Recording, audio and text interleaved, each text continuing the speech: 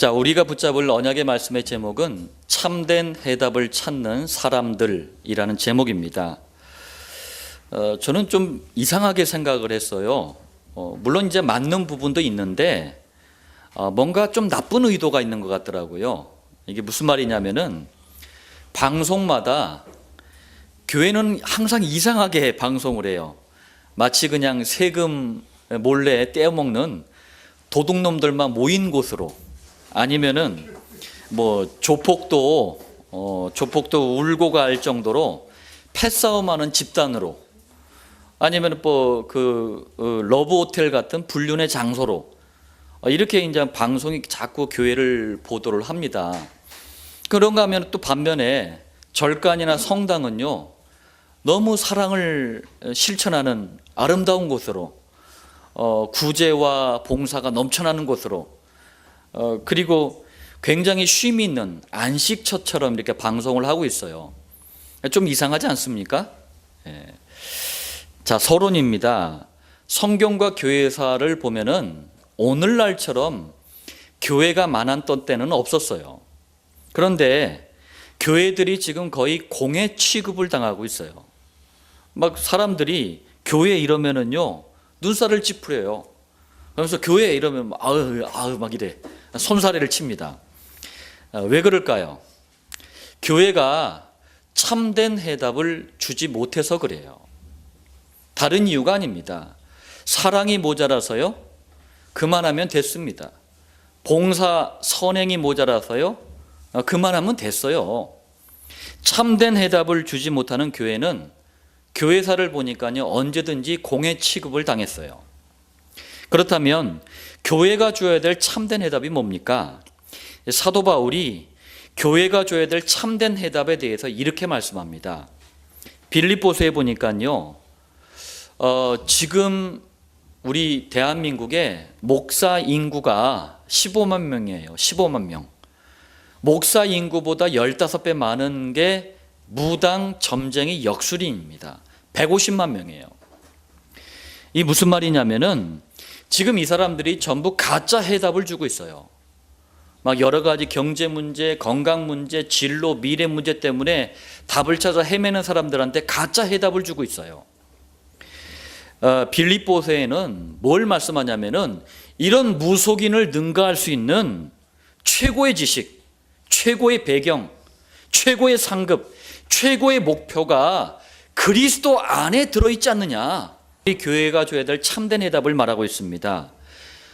정말 영향력 있는 엘리트들이 복음을 듣지 못하니까요, 문제는 다 일으키고 있어요. 대한민국과 전 세계 문제를 바보가 일으키는 게 아니에요. 빨리 말해야 된다. 이게 데살로니가 전서가 말씀하시는 메시지예요. 분명히 말씀드립니다. 교회는요, 선행, 구제, 사랑, 봉사, 이거 실천하는 기관이 아닙니다. 할 수도 있어요. 그렇지만 교회의 주된 본질은 그게 아니에요. 또 고린도 전후서를 통해서 이거 말씀합니다.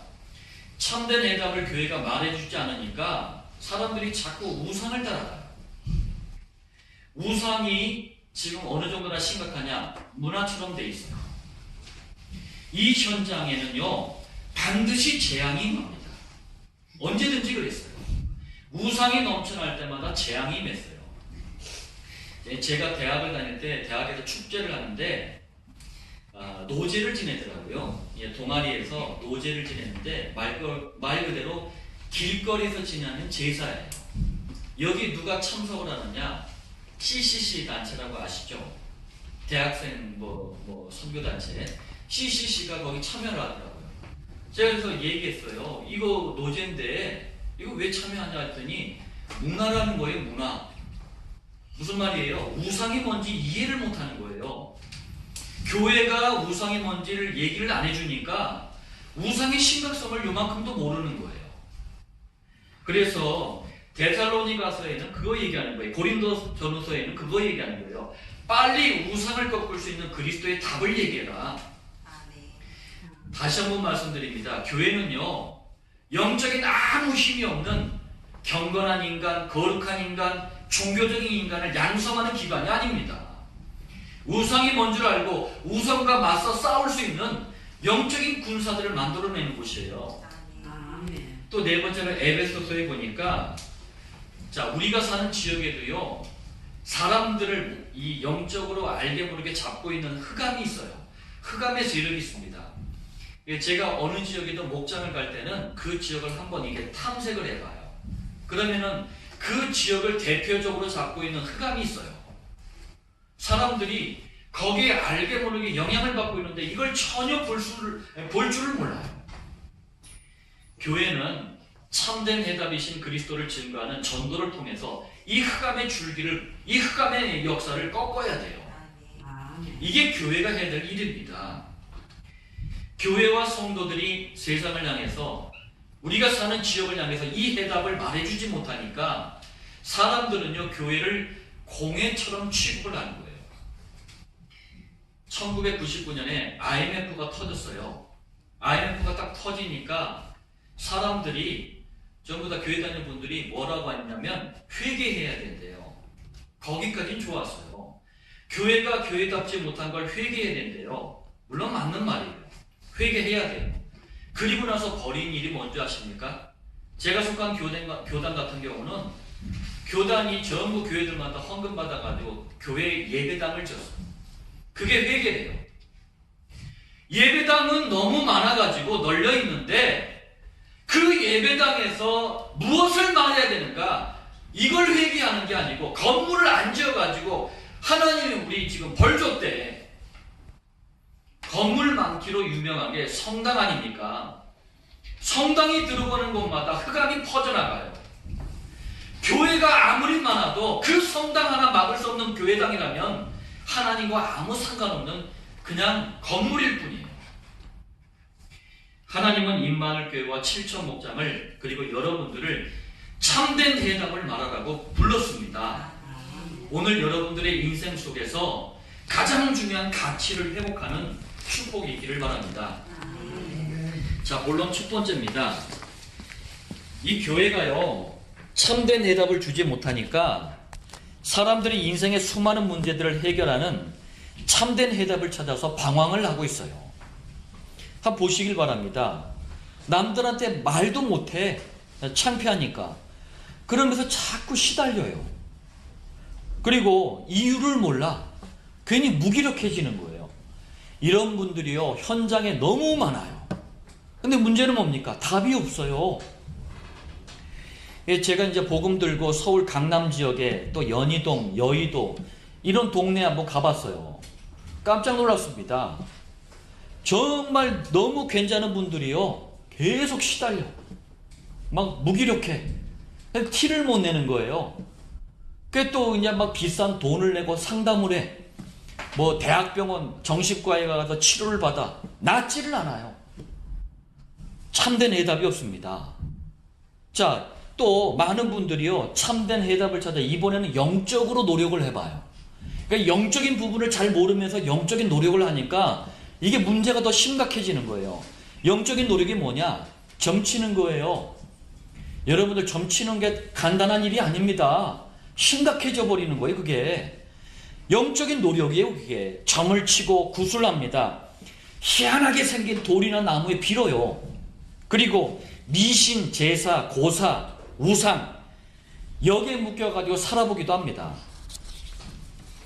제가 충남 공주에 내려간 적이 있었는데, 차를 타고 이제 막 도로를 달려가는데 아주 괜찮았어요. 막 평평하고 괜찮은데, 어느 마을에 딱 도착하니까 갑자기 도로가 이 말발굽처럼 휘어지더라고요. 그냥 뚫으면 될 것 같다 휘어놨어요. 아주 짧은 구간을. 왜 그런가 봤더니 나무 한 그루가 있어요. 그 나무가 선앙당 나무예요. 그 작은 마을을 지키는 수호신이에요. 하나님께서는 온 우주 만물을, 우리 자연 만물을 창조해 놓고 이거 가지고 만물의 지배자로, 만물의 이 임금으로 이걸 가지고 편리하게 이용하라고 만들어 놓은 그 나무에 인간은 절을 하고 있는 거예요. 자, 이런 것들을 싹 다 종교라고 합니다. 종교를 붙잡고 아무리 빌어도 여전히 참된 해답은 없어요. 자, 또 뭐 웃고 즐기고 쾌락은 있는데 문제는 뭡니까? 늘 우울해, 불안해, 초조해. 굉장한 스트레스가 정신과 마음, 생각을 괴롭힙니다. 이걸 약을 먹어도 낫지를 않아요. 병원에 다녀도 낫지를 않습니다. 오히려요, 점점 더 심해집니다. 나중에는 환청이 보이고, 환청이 들리고, 환상이 보이고, 이 정신 문제로까지 발전을 하는데 참된 해답이 없어요. 제가 정신과 의사들 몇 분을 만났어요. 이거 어떻게 해야 됩니까? 정신과 의사분들이 저한테 정신 문제로 어려움을 당하고 있다고 호소를 해요. 참 심각하죠. 정신과 의사가. 제가 이제 처음 복음전하러 정신병원을 다니면서 복음전할 때 그때 국공립 정신병원이 70군데였어요. 통계상으로 74개였나 그랬어요. 지금은 얼마나 많아졌느냐. 국공립, 사립, 그리고 또 비스무리한 이 정신과 요양단체까지 포함하면 5만 개 이상이 돼요. 무슨 말입니까? 정신 문제 때문에, 마음의 문제, 생각의 문제 때문에 고통을 받는데 낫지를 않는 거예요. 오히려 더 증가한 거예요. 참된 해답이 없습니다. 자, 그리고 또 어쩌다 한 분 아픈 건 괜찮아요. 근데 고질적인 질병을 가지고 있어요. 또 어쩌다 한 번씩 싸우는 거는 영육간에 좋습니다. 부부싸움 하세요. 근데 매일 싸워. 문제는 뭡니까? 참된 해답이 없는 거예요. 자녀들이라고 낳았더니만, 너무 행복하게 낳았더니만, 이것들이 왼수네, 시대적으로 속을 썩이네. 아무리 애를 쓰고 수고를 해도 가난이 자꾸 고질적인 문제처럼 괴롭힙니다. 정직하게 최선을 다했는데 실패와 고통이 저 문 앞에서 기다리고 있는 거예요. 그런데 참된 해답이 없어요. 자, 그리고 이렇게 한번 여러분들 인생을 산다고 한번 가정을 해보세요. 인생 사는 내내 이 고백을 합니다. 야, 사는 게 지옥이구나. 이 고백을 해요. 그러다가 결국에는요, 죽음이 코앞에까지 옵니다. 그런데도 여전히 참된 해답이 없어요. 결국에는 인생을 마치는 날 영원히 참된 해답이 없는 곳으로 갑니다. 그걸 지옥이라 그래요. 자, 더 심각한 게 있습니다. 참된 해답이 없기는 참된 해답이 없는 인생을 살았던 본인뿐만 아니라 본인이 낳은 그 자녀들, 후대들도 마찬가지인 거예요. 근데 후대들은 더 심각해져요. 곱하기 2가 돼요. 부모가 술을 홀짝홀짝 하잖아요. 자녀들은요, 곱하기 2가 돼가지고 부모를 능가해요. 부모가 이상하잖아요. 자녀들은 곱하기 2가 돼버린다니까요. 해답 없이 고통 속에 살았던 부모의 전철을 자녀들이 그대로 따라갑니다. 그걸 대물림이라 그래요. 여러분들, 제가 늘 그루터기들한테 그런 얘기를 해요. 결혼 똑바로 해라. 특히 청년들. 결혼을요, 사랑 가지고 하는 게 아니에요. 양쪽 가정과 가문의 문제를 봐야 돼요. 볼 수 있는 복음의 눈을 가지고 있어야 돼요. 안 그러면은요, 부모의 전철을 곱하기 2가 돼가지고 그대로 밟아가는 거예요. 자, 이게 지금 우리 삶의 현장이에요. 전도 현장에 가면 이런 분들을 수도 없이 만나요. 교회 다니냐 안 다니냐, 안 와도 문제가 안 돼요. 다니든 안 다니든 상관없어요. 이렇게 살아가요. 본론 두 번째입니다. 지구상에 존재하는 책 중에서 유일하게 오직 성경만 왜 사람들이 참된 해답을 모르고 수만 가지 문제 가운데, 어려움 가운데 살아가는지 이유를 밝혀주고 있어요. 첫 번째입니다. 창세기 3장에서요, 절대로 일어나지 말아야 될 사건이 어디 벌어집니까? 아담 가정에 벌어져요. 아담이 누굽니까? 인류의 대표자예요. 인류의 조상입니다. 이 말은 뭡니까? 아담 가정이 실패하면은 인류 전체의 문제로 확산이 된다는 얘기예요. 그게 대표자예요. 그게 조상이라는 의미입니다. 그런데 이 가정에 어떤 사건이 벌어졌습니까? 절대로 떠나면 안 돼요. 하나님을 절대로 떠나면 안 되는데 하나님을 떠난 사건이 벌어졌어요. 그걸 원죄라고 합니다. 원죄 때문에요, 아담 이후로 인류 전체가 마귀의 자녀라는 신분을 태어날 때부터 갖게 된 거예요. 뿐만 아닙니다. 이걸 해결하지 못한 인생은요, 반드시 지옥 가야 되는 운명에 잡혀버려요. 이 사건이 바로 창세기 3장 사건입니다. 여러분들, 물 떠난 물고기는요, 무슨 짓을 해도 죽습니다. 나무 뿌리가 흙에서 뽑히잖아요. 무슨 짓을 해도 반드시 죽어요. 인간도 마찬가지입니다. 하나님을 떠나면은요, 무조건 망해요. 절대로 행복을 얻을 수가 없어요. 그런데 이 질서와 원리가 싹 다 깨져 버린 사건이 창세기 3장 사건이에요. 그래서 여러분들의 인생의 문제를 자꾸 내가 지금 처해 있는 환경, 조건, 배경, 이것 때문에 문제가 왔다, 이렇게 하면은 답이 안 나와요. 문제의 시작이 어디냐? 여기서부터 찾아야 돼요. 원죄, 사단, 지옥, 이 사건을 모르기 때문에 인간은요, 지금도 참된 해답을 모르고 있는 거예요. 인간의 불행이 어디서 오는지 모르고 있는 거예요. 그러니까 행복을 찾아서 끊임없이 노력도 하고 애도 쓰고 빌기도 하는데 여전히 참된 해답은 없는 거예요. 자, 보겠습니다. 원죄를 모르는 사람들은요, 원죄 때문에 저주, 재앙이 온다는 사실을 꿈에도 몰라요. 저주, 재앙이라는 이 단어가 가지고 있는 의미가 뭡니까? 원치 않는데 당하는 거예요. 누군들 행복을 원치 않겠습니까? 그런데 당하는 거예요. 그러니까 이걸 모르니, 답이 없으니, 원인을 모르니, 답도 모르니 구제사랑봉사, 여기에 기대를 걸어보는 거예요. 이게 나쁘다는 얘기를 하는 게 아닙니다. 여기에 해답이 있는 줄 아는 거예요. 그러니까 이거 하면서 뭘 생각합니까? 남을 도우니 복 받겠지. 남을 이렇게 사랑하니 행운이 오겠지. 구원받은 성도들은요, 행운, 재수, 요행, 징크스 뭐 이런 단어 쓰지 마세요. 불신자들이 진화론에 묶여있는 불신자들이 쓰는 단어예요, 그게. 그러니까 불신자처럼 생각하는 거예요. 그 정말 열심히 사는 미용실 원장님이 우리 동네에 있어요. 전도 대상자인데 이분 정말 괜찮은 분이에요. 쉬는 날에도 쉬지 않고 자기 고향에 내려가가지고 무료 미용 봉사를 해줘요. 괜찮은 분이에요. 저만 가면 되게 반가워해. 내가 자기한테 복 주는 사람인가 봐. 아, 목사님한테 잘하면 복 받겠지, 막 이런 생각 가지고 있어요. 그러면서 그런 얘기를 쭉 하면서 목사님 복 받겠죠 그래요. 그럼 제가 얼굴 보면서 그래요. 복 못 받아요. 그거 한다고 복 받는 게 아니에요. 그러니까 지금도 양로원에서 뭐 노인정에서 고아원에서 땀방울을 흘립니다. 여러분들, 원죄로부터 오는 저주와 재앙을 해결하지 못한 인생은 망할 수밖에 없어요. 또 사단 마귀, 이 존재를 모르잖아요. 사단 마귀의 역사를 여러분들 꺾지 못하면은 실패와 고통을 해결할 수가 없어요. 근데 이 존재를 모르니 자꾸 인생에 실패와 고통이 온단 말이에요. 그러니까 어떻게 합니까? 그러니까 점치는 거예요. 구슬하는 거예요. 그냥 저희 어머니 표현대로 희한 얄록꼬맣게 생긴 돌이나 나무한테 막 비는 거예요.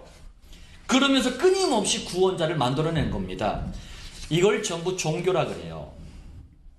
불행 속에 있는 인간이 영적인 해답을 찾아보려고 노력한 것이 바로 종교입니다. 제가 그래서 기독교는 종교가 아니라고 얘기를 하는 거예요.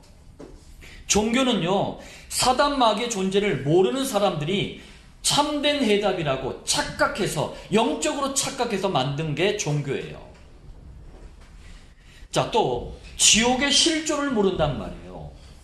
그러니 사람들이요, 지옥 때문에 오는 허무와 방황을 이길 수가 없으니까 자꾸 엉뚱한 곳에 기대를 갖는 거예요. 학문, 철학. 철학은요, 해본분들 알겠지만 하면 할수록 미궁에 빠져버려요. 미로에 빠져버려요. 철학이 그래요. 그래서 골로새서 2장 8절에 보니까 철학은 헛된 속임수다. 뭘 속이는 거예요? 그리스도를 모르도록 속이는 속임수예요. 고상하게 망해버립니다. 또 돌을 닦아요. 수행을 합니다. 고행을 합니다. 이게 참된 해답인 줄 아는 거예요. 그러나 아무리 해봐야 인생은요, 여전히 사는 자체가 지옥입니다. 자, 정리하자면 원죄 사단 지옥이라는 이 문제를 해결할 수 있는 해답이 없는 인생은요, 어쩔 수가 없어요. 무슨 짓을 해도 안 될 수밖에 없어요. 하나님을 창조하신 성경이 우리에게 말씀하시는 말씀이에요. 자, 본론 세 번째입니다. 그렇다면 우리가 참된 해답을 찾아야 되겠습니다. 이 참된 해답을 제대로 붙잡고 우리가 누려야 되겠는데, 오늘 본문 이사야서 9장 6절에는요, 참된 해답이 뭔지, 참된 해답이 도대체 누군지 그걸 말씀하고 있는 거예요. 자, 첫 번째입니다. 한 아기가 우리에게 낳고 한 아들을 우리에게 주신 바 되었는데. 자, 이사야가 말하는 한 아기, 한 아들이 도대체 누굽니까? 약 700년 후에 이사야가 말한 이 한 아기가, 이 한 아들이 이 땅에 태어납니다. 그것도 희한하게 태어나요. 동정녀 처녀의 몸에 스스로 잉태돼서 태어납니다. 이분이 바로 원죄 사단 지옥을 해결하는 그리스도라는 일을 하기 위해서 이 땅에 오신 예수님이에요. 마태복음 1장 18절에 예수 그리스도의 나심은 이러하니라. 예수님이 이 땅에 태어나는 과정을 설명하는 거예요. 그의 어머니 마리아가 요셉과 약혼하고 동거하기 전에, 유대인들은 3번 결혼을 했어요. 2000년 전에. 처음에는 정혼을 합니다. 부모님끼리 약속을 하는 거예요. 딸 줘라, 아들 줘라, 뭐 이러면 약속을 합니다. 오케이, 약속을 해요. 그 다음에 약혼을 합니다. 이 약혼이라는 게 바로 그거예요. 약혼을 하고 나서 거의 한 평균적으로 1년 후에 결혼을 해요. 그럼 약혼하고 결혼하고 이 사이 동안 절대 남녀는요, 잠자리를 갖지 않아요. 잠자리를 갖거나 혹은 다른 남자, 다른 여자와 관계를 하거나 그러면 돌에 맞아 죽어요. 절대로 잠자리를 갖지 않아요. 무슨 얘기입니까? 동정녀, 수처녀라는 얘기예요. 자, 그리고 성령으로 잉태된 것이 나타났더니, 무슨 말입니까? 스스로 태중에 잉태가 됐다, 그 얘기예요. 이거는 하나님만이 하실 수 있는 일이에요. 자, 그리스도의 일을 하신 예수님만이 우리 인생의 참된 해답입니다. 이게 맞는지 증거를 제가 보이겠습니다. 두 번째입니다. 그의 어깨에는 정사를 메었고. 여러분들, 정사라는 게 뭐냐면요, 하늘의 왕, 만왕의 왕, 지금도 온 우주 만물을 통치하시는 그리스도의 권세를 정사라 그래요. 자, 실패와 고통을 가져다주는 가짜 임금이 있어요. 가짜 통치자가 있습니다. 이게 그리스도 앞에서만 꺾이는 거예요. 그래서 사도 요한은 그리스도를 설명할 때 이렇게 표현했어요. 요한계시록 19장 16절에 보니까 만왕의 왕이요 만주의 주라. 가짜 왕, 가짜 임금, 사단을 꺾는 만왕의 왕, 베스트 오브 더 베스트. 그래서 사단은요, 예수 믿는 걸, 정확하게 그리스도 아는 걸 그렇게 싫어하는 거예요. 그러면 자꾸 종교 안에 가다 두는 거예요. 예수를 알아도 마치 그냥 선행하는 예수, 예수를 알아도 마치 그냥 거룩한 예수, 그런 예수는 나와 필요가 없어요. 나와 상관이 없어요. 나에게 아무 도움이 안 돼요. 마귀를 꺾을 수 있는 만왕의 왕, 그 예수만이 나에게 능력 있는 예수가 됩니다. 자꾸 모르게 하는 거예요. 자, 어깨에 정사를 메었다는 표현은 무슨 표현이냐면, 여러분들 그때 당시만 해도 권세를 상징하는 게 있어요. 뭐 금고리라든가 그 열쇠 이런 거를 어깨에 이렇게 맸어요. 이게 권위를 상징하는 거거든요. 그런 비슷한 표현이에요. 그 예전에 브레이브 하트라는 그 멜 깁슨이라는 배우가 나온 영화가 있었어요. 그 이제 스코틀랜드 독립 운동을 했던 그런 유명한 인물을 영화로 만든 건데, 거기서 멜 깁슨이 스코틀랜드를 왕족을 상징하는 숄 아시나요? 여자분들 하는 숄 같은 걸 이렇게 문양이 있는 숄을 갖다 딱 메고 잉글랜드 군인 앞에 딱 나타납니다. 어깨에 정사를 맸다는 게 그런 의미예요. 여러분 인생은 참된 해답이신 그리스도의 통치를 받아야지만 여러분들은 참된 행복, 참된 만족, 참된 기쁨을 맛볼 수가 있어요. 예수님께서 사단 마귀를 꺾으신 그 권세를 여러분들 어깨에도 매시길 바랍니다.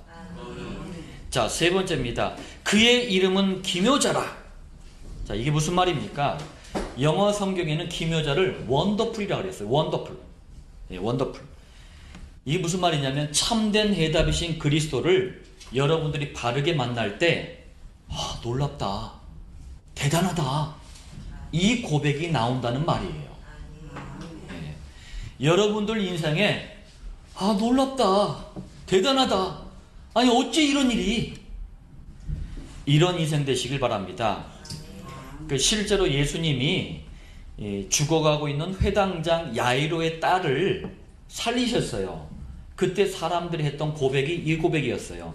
마가복음 5장 42절에 보니까 소녀가 곧 일어나서 걸으니 나이가 12살이라 사람들이 곧 크게 놀라고 놀라거늘. 똑같은 거예요. 여러분들이 현장에, 여러분들 삶의 현장에 안 된다고 포기하던 모든 것들이 그리스도를 제대로 만나면은요, 그게 기묘자구나, 원더풀이구나, 이렇게 바뀌는 거예요. 오늘 여러분들의 한계 만난 현장에 원더풀, 기묘자 되시는 그리스도의 축복이 임하시길 바랍니다. 네 번째로 모사라 그랬어요. 영어 성경에는 이걸 카운슬러라고 되어 있어요. 카운슬러. 뭡니까? 상담자란 뜻이에요. 그러니까 요즘도 이제 문제 있거나 고통 있는 분들은 비싼 상담료를 내가면서 상담을 받아요. 그럴 필요 없어요. 교회도 이게 뭐 어쩐 일입니까? 교회도 상담을 받아, 교회 다니는 분들이. 그 상담 이론이 뭔지 아십니까? 지금은 프로이드, 칼융, 이 사람들 거의 정신병자들이에요. 불신자들이에요. 이 사람들이 만든 상담 이론을 가지고 만들어 놓은 게 지금의 상담과 이런 것들이란 말이에요. 치유라는 것들이란 말이에요. 이런 것들이 교회에 딱 들어오면서 거기다가 외투를 하나 딱 걸쳐서 예수. 그래 놓고 상담한답시고 인본주의, 세속주의 상담을 그대로 하고 있는 거예요. 그러니까 상담 백날 해봤자 낫지를 않아. 진정한 상담자가 있단 말이에요. 그분이 그리스도예요. 여러분들의 고통과 여러분들의 문제를 누가 헤아려 줍니까? 여러분들의 말 못할 그런 숙제들을 누가 합니까? 아무도 몰라요. 저한테 백날 얘기해도 그거 공감 못해요. 여러분들의 그 고통을 누가 알겠습니까? 진정한 상담자가 계셔요. 그게 그리스도입니다. 요한복음 4장에 수가라는 동네에 예수님이 가셨어요. 근데 여인을 하나 만났는데 이 여인이 가정 문제로 너무 고통을 당해. 너무 어려워요. 그런데 상담자 되시는 예수님을 딱 만나니까 이 여인이 회복이 됩니다. 여러분들 그리스도 제대로 만나면 회복이 돼요. 그러면서 오히려 자기를 멸시하던 그 동네를 살리는 전도자가 돼서 변화가 돼버려요. 다섯 번째로 전능하신 하나님이라고 그랬어요. 전능하신 하나님. 영어 성경에는 mighty God 이렇게 표현되어 있어요. mighty God. 자, 이게 뭡니까? 그리스도는요, 불가능이 없는 전능하신 하나님이에요. 여러분들 불가능하다고 생각하는 모든 부분들을, 그런 불신앙을 내려놓고 전능하신 하나님 그리스도를 붙잡으시길 바랍니다. 요한복음 11장에요, 죽은 지 4일이 지났어요. 그러니까 가보신 분은 알겠지만 이스라엘 기후는요, 우리랑 달라요. 낮에는 막 수십 도 올라가고 밤에는 막 영하 비슷하게 떨어지고 그래요. 이 시신이 4일 지나니까 썩어요. 썩은 냄새까지 나요. 그런데 예수님께서 이 나사로를, 죽은 지 4일이나 지난 나사로를 살리십니다.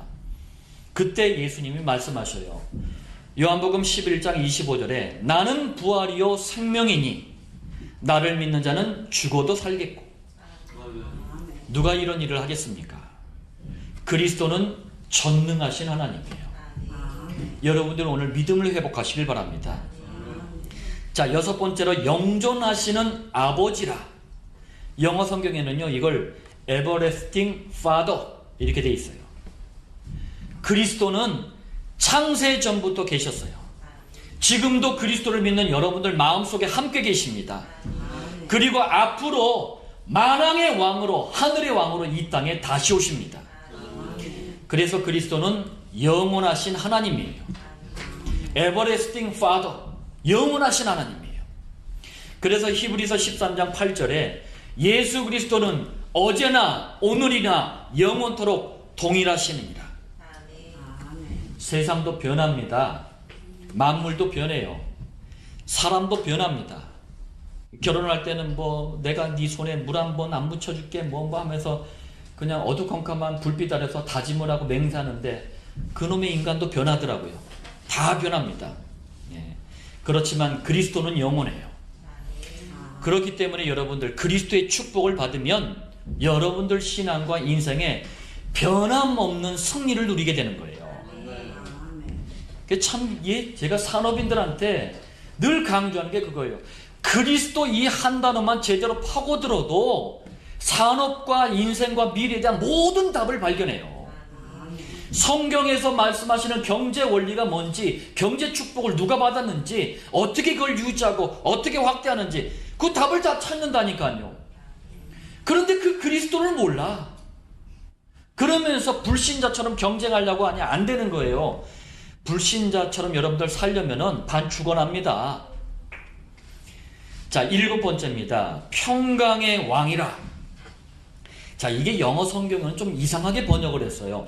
평강의 왕, 그러면은 당연히 어떻게 됩니까? King of Peace 이래야 돼요.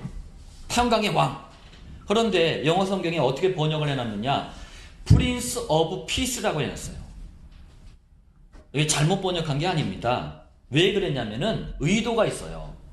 일단 왕, 킹 하면은, 왕 하면은 어떻게 연상이 됩니까? 뭔가 좀 권위가 있고 군림하는 것 같고 좀 약간 좀 위험 있고 공포스럽고 그런 게 왕의 이미지란 말이에요. 근데 이걸 갖다가 프린스라 그랬어요. 왕자라 그랬어요. 왜요? 왕자라고 하면은 왠지 친근감이 있어요. 마치 친구 같아. 그런 이미지를 강조하기 위해서 평강의 왕이라고 했는데 프린스 오브 피스라고 하는 거예요. 자, 여러분이 그리스도를 만나고 누리면 누릴수록 참된 친구, 변함없는 친구, 아, 이게 그리스도구나, 이 사실을 알게 됩니다. 요한복음 15장 15절에 예수님이 직접 말씀하셨어요. 이제부터는 너희를 종이라 하지 아니하리니. 그래서 킹 오브 피스가 아닌 거예요. 너희를 친구라 하였노니. 그래서 프린스 오브 피스예요. 자, 가장 비밀스러운 얘기도, 가장 부끄러운 고백도, 가장 심각한 죄악도 누구한테 고백합니까? 친구들한테 얘기하잖아요. 그리스도가 바로 여러분들의 친구입니다. 야, 7번째까지 제가 이 말씀드려요. 전부 뭘 말합니까? 여러분들, 그리스도이신 예수님만이 우리 인생의 참된 해답이라는 사실을 말씀하고 있는 거예요. 자, 결론 말씀드리겠습니다. 여러분이 생각하는 참된 예배 도대체 뭡니까? 어떤 겁니까? 일찍 나와서 헌금 미리 준비하고 뭐 그냥 아껴놓은 새 옷 입고 나와서 거룩하고 경건하게 예배드리고, 이게 참된 예배입니까? 참된 예배가 어떤 것입니까? 성경은 간단하게 얘기해요. 참된 예배는요, 예수님이 그리스도라는 사실을, 이 참된 해답이라는 사실을 붙잡고 깨닫고 누리는 것이 참된 예배예요. 제가 지난 시간에 가인의 예배, 아벨의 예배를 말씀드렸어요. 가인의 예배, 아벨의 예배 차이점이 뭡니까? 이 차이뿐이에요. 오히려 가인이 더 정성스럽고 더 열심히 있었고 더 최선을 다했어요. 그런데 한 가지 중요한 게 빠진 거예요. 참된 해답이 빠져버린 거예요. 참된 예배에 여러분들이 성공할 수 있다면 하나님은요, 그 시간에 모든 역사, 모든 능력, 모든 응답, 모든 인도, 여러분들과 관계된 모든 현장에 허락하시는 것입니다. 참된 예배, 이 한 시간의 예배가 여러분들의 생을 바꾸는 증거 있는 예배 될 수 있도록 다시 한번 예수님 이름으로 축복합니다. 자, 자, 우리 이만